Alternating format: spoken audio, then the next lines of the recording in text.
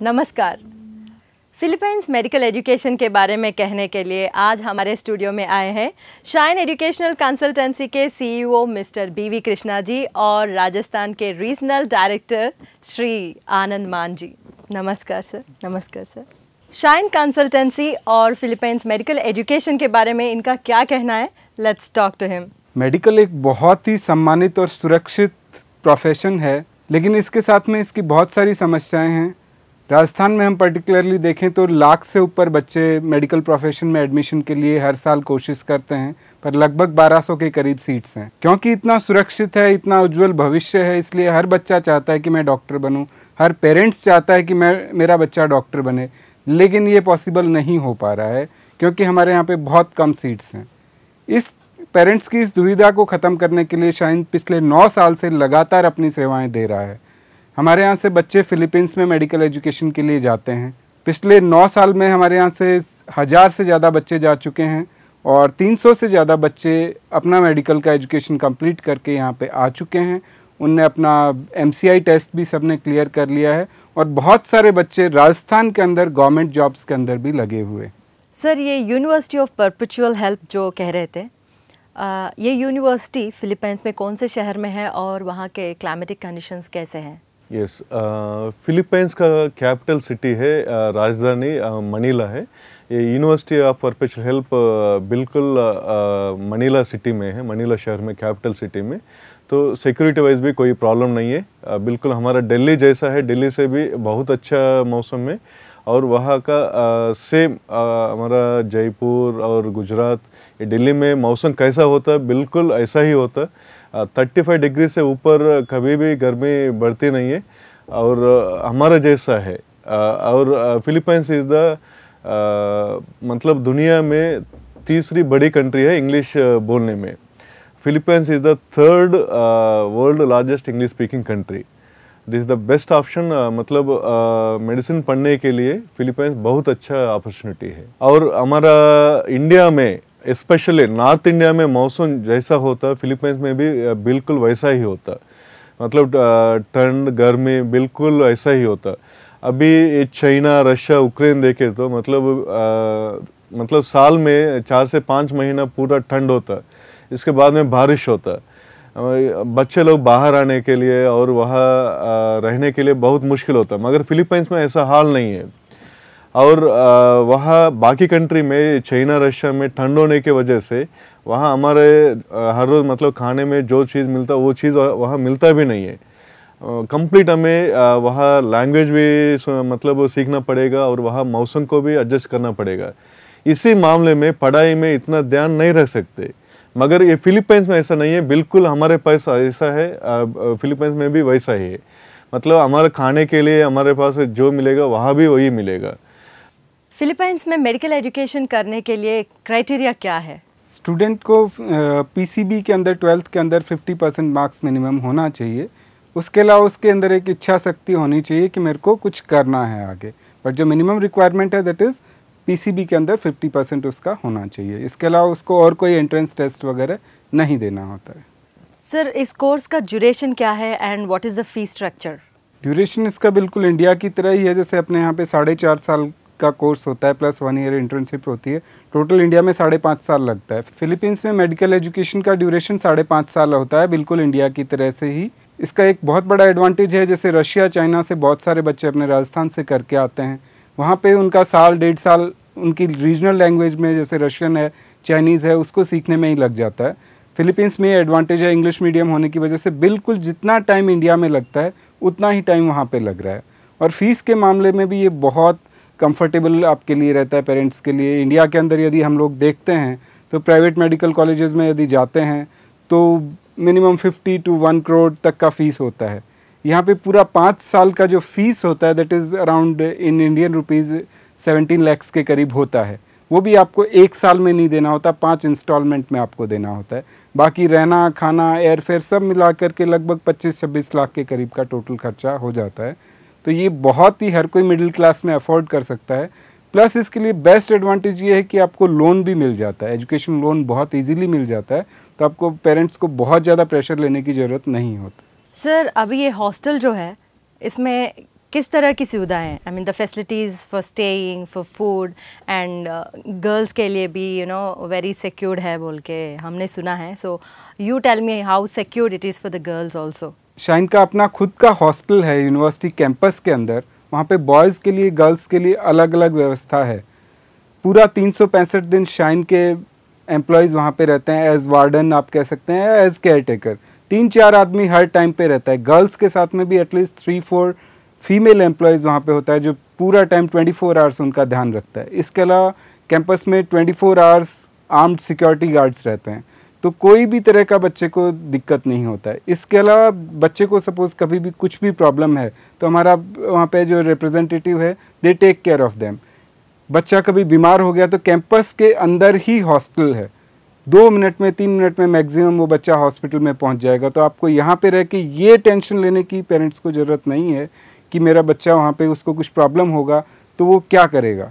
उसको हर टाइम पे आप ये मान लीजिए कि उसके पेरेंट्स ही वहाँ पे बैठे हैं. 5 साल के लिए हम वहाँ पे उसके पेरेंट्स हैं. उसको किसी भी तरह का कोई भी दिक्कत नहीं होगा. दूसरा सबसे बड़ी चीज़ होती है खाने का, कि खाने का कैसा होगा. मैं ये मान सकता हूँ कि घर जैसा खाना शायद नहीं मिले, लेकिन नॉर्थ इंडियन फूड वहाँ पे मिलेगा. वेजिटेरियन फूड आपको वहाँ पे मिलेगा. रोटी, सब्जी, दाल, चावल, सब कुछ आपको वहाँ पे मिलेगा. बिल्कुल इंडिया की तरह से ही रहेगा. ऐसा नहीं है कि जैसे रशिया, चाइना में होता है कि इंडियन फूड नहीं मिल पाता है. फिलीपींस में जो ये मेडिकल एजुकेशन पूरा करके इंडिया आते हैं, इंडिया में क्या मान्यता है इसका? यस, अच्छी सवाल है. मतलब हर पेरेंट को ये डाउट होता है. इंडिया में MCA, medical council of India का रिकग्निशन देखना पड़ेगा. फिलीपींस में university of perpetual health system Dalta को डायरेक्ट रिकग्निशन है. और इसके साथ साथ बाद में मतलब ये कोर्स पढ़ते पढ़ते अमेरिका एग्ज़ाम देने का, मतलब USMLE एग्ज़ाम बोलते हैं उसको, United states medical licensing examination, वो देने का भी एलिजिबल है. इसके साथ साथ कैलिफोर्निया मेडिकल काउंसिल में भी रिकग्निशन है. अभी सपोज मतलब जयपुर में एक बच्चा MBBS पढ़ रहा, वो USMLE एग्ज़ाम देने का है, तो ये कोर्स पूरा होने के बाद ही देने के लिए वो एलिजिबल है. मगर फिलीपींस में ऐसा नहीं है. ये मतलब डिग्री पढ़ने के वक्त में सेकेंड ईयर कंप्लीट होने के बाद USMLE का एग्ज़ाम का, अमेरिका एग्ज़ाम का स्टेप 1 दे सकते और फाइनल ईयर में स्टेप 2 दे सकते. इसका मतलब it's a globally recognised degree. पूरा दुनिया में ये डिग्री वैलिड है. और इसके साथ साथ हमारे बच्चे लोग इधर फिलीपींस में पढ़ के वापस आने के बाद MCA एग्ज़ाम देना पड़ेगा. एलिजिबिलिटी स्क्रीनिंग टेस्ट बोलते हैं उसको. स्क्रीनिंग टेस्ट में पास होने परसेंटेज में फिलीपींस टॉप पोजीशन में है. और फिलीपींस में भी university of Perpetual help number 1 है. और हमारे पास फर्स्ट अटेम्प्ट में पास होने वाला परसेंटेज 60% के ऊपर है. और सेकंड अटेम्प्ट तक है ना पूरा लोग क्लियर होता. और ये एग्ज़ाम देने के लिए जो तैयारी है, मतलब ट्यूटोरियल क्लासेस है, we are having a separate wing for that. वहाँ बच्चे लोग पढ़ने के टाइम में वो MCA के लिए हमें सेपरेट कोचिंग देते.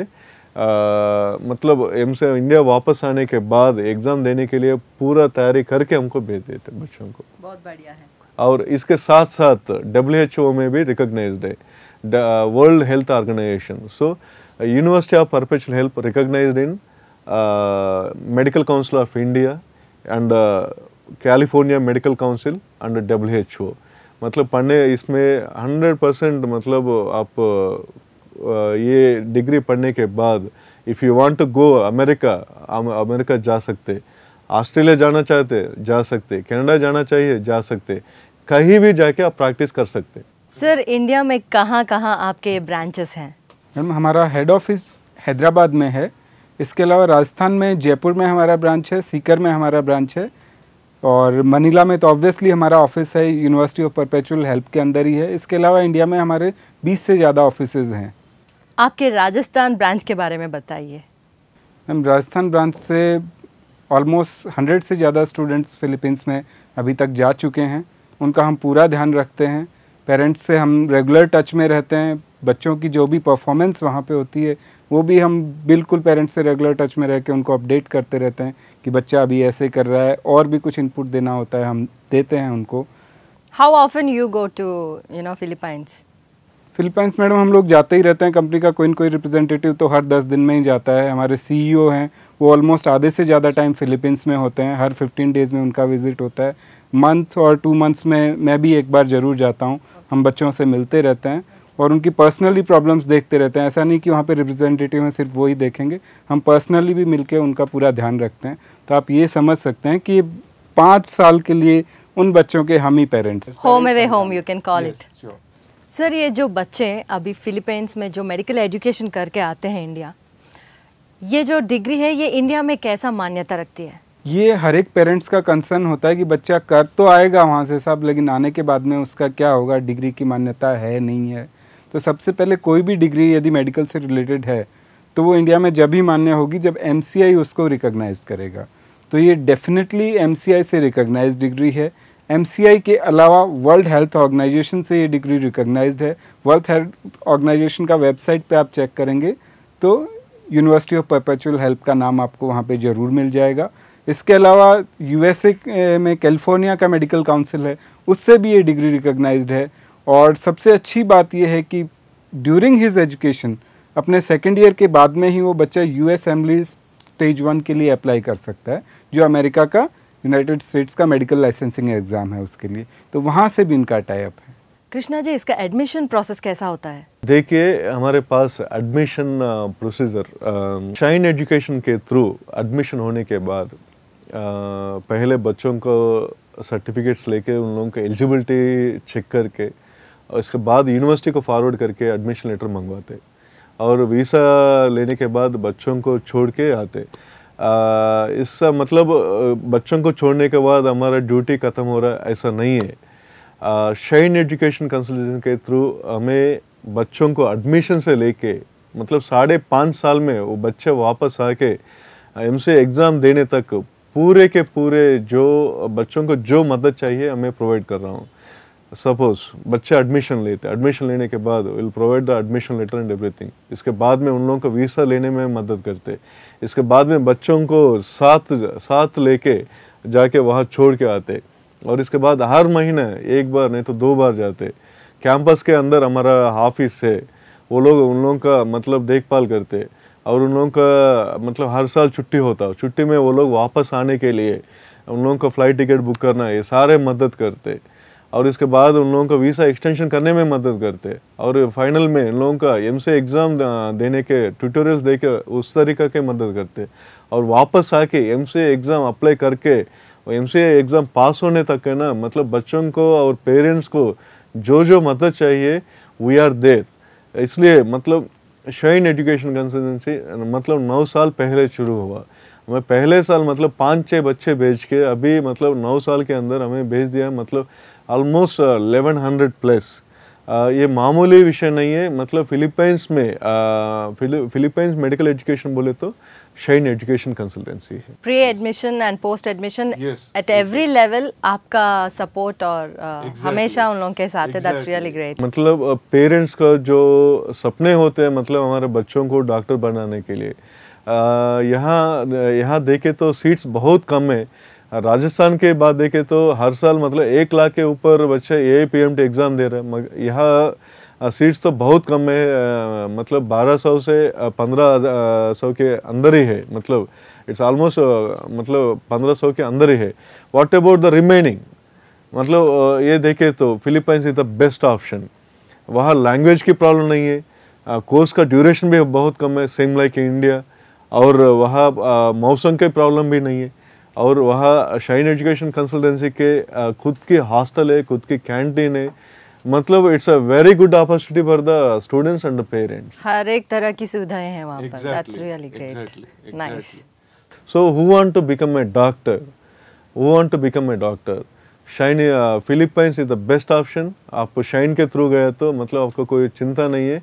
We are the responsible for your child, मतलब आपका चाइल्ड का सेफ्टी एंड सिक्योरिटी के लिए मतलब पूरे के पूरे जिम्मेदारी हमारा है।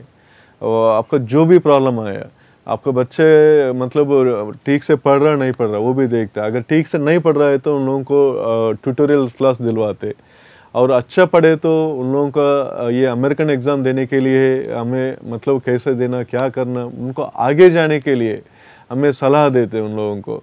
और इसके बाद में एमसीए एग्ज़ाम कैसा क्लियर होना, ये होना। और हमें बीच बीच में इंडिया से प्रोफेसर्स को लेके जाते उधर, और यहाँ का वहाँ का क्या फ़र्क है, क्या है, और सब कुछ एक्सप्लेन करके उनको ज़िंदगी में आगे बढ़ने के लिए जो जो चाहिए वो सब कुछ, मतलब वहाँ इंडिया मतलब फिलीपींस के जाने के बाद हमें पेरेंट्स के जगह में खड़ के we are the parents for them, मतलब उन लोगों का पेरेंट उन लोगों को क्या क्या करते वो सब कुछ हम करते, और उनके हर कदम में आप सपोर्ट और गाइड बनते हैं। That's really great. सर, वहाँ का फैकल्टी मेंबर्स कैसे हैं और वहाँ का सिलेबस कैसा है? Faculty members are one of the best in the country. Philippines के अच्छे से अच्छे फैकल्टीज़ वहाँ पे हैं। इसके अलावा कुछ इंटरनेशनल फैकल्टीज़ भी हैं, विजिटिंग फैकल्टीज़ यूएस से, यूके से, इंडिया से, हर जगह से विजिटिंग फैकल्टीज़ भी जाते हैं।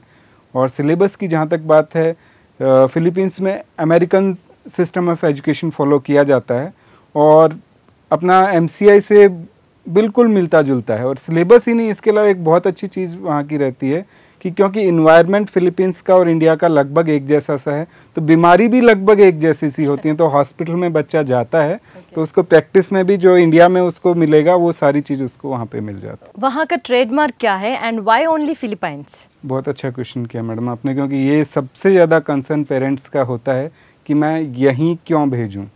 तो सबसे यदि मैं जवाब देने की इजी कोशिश करूं तो रिवर्स में जाता हूं कि पेरेंट्स को देखना चाहिए कि उसको क्या क्या चाहिए। तो सबसे पहले क्वेश्चन पेरेंट्स के दिमाग में आती है कि मेरा बच्चा इंडिया से इतनी दूर जा रहा है, वहाँ पे उसका सिक्योरिटी क्या, उसका कौन देखभाल करेगा, वहाँ जा रहा है वहाँ का इन्वायरमेंट कैसा। चाइना रशिया जाता है तो -30 डिग्री -40 डिग्री टेम्परेचर रहता है, बच्चा कोप नहीं कर पाता, काफ़ी बच्चा वापस आ जाता है। तो ये सारी चीज़ें काफ़ी कंसर्न रहती हैं। कैसा खाना मिलेगा, नहीं मिलेगा, कौन ध्यान रखेगा, वहाँ का कल्चर कैसा है, ये सारी चीज़ें आ जाती हैं। तो फिलीपींस का सबसे एक एडेड एडवांटेज है कि इंग्लिश स्पीकिंग कंट्री है, टोटली इंग्लिश स्पीकिंग कंट्री है, वर्ल्ड का 3rd largest English speaking country है। और इसलिए इंग्लिश स्पीकिंग है तो बच्चे को पढ़ने में भी दिक्कत नहीं आती, उसको रीजनल लैंग्वेज सीखने की ज़रूरत नहीं है। वहाँ का क्लाइमेट बिल्कुल अपने इंडिया के जैसा है।